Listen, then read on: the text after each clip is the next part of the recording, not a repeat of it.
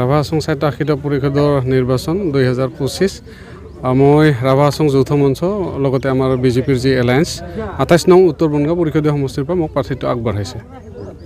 আপোনাৰ এগেইনষ্টত কোনে? মোৰ এগেইনষ্টত বৰ্তমানলৈকে আপোনাৰ আমাৰ কংগ্ৰেছৰ দুৰ্গেশ্বৰ বড়ো বুলি এজন আছে আৰু তৃণমূল কংগ্ৰেছৰ পদ্য বড়ো আৰু নিৰ্দলীয় হিচাপে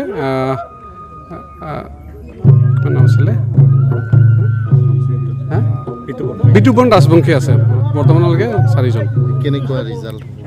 মইতো আশাবাদী যে আমি ৰাভা হাছং স্বায়ত্ত শাসিত পৰিষদৰ যি ৰাভা হাছং যৌথ মঞ্চ তথা ৰাভা হাছং যৌথ সংগ্ৰাম সমিতি বিজেপি এলায়েন্স বৰ্তমানলৈকে মই সেইটো সমষ্টিত 2019 চনত বিপুল ভোটত জয়যুক্ত হৈছিলোঁ আৰু মই আশাবাদী মই ৰাইজৰ লগতে আছোঁ, ৰাইজৰ লগতে কাম কাজ কৰিছোঁ বিগত 5 বছৰে একো অসুবিধা পোৱা নাই। আজি দেখিছে ৰাইজে গোটেই সংখ্যক ৰাইজ হিলদল ভাঙি ওলাই আহিছে। মই আশাবাদী নিশ্চয় ৰাইজে মোক মৰম কৰিব, সেইখিনি বিশ্বাস আছে মোৰ ৰাইজৰ ওপৰত।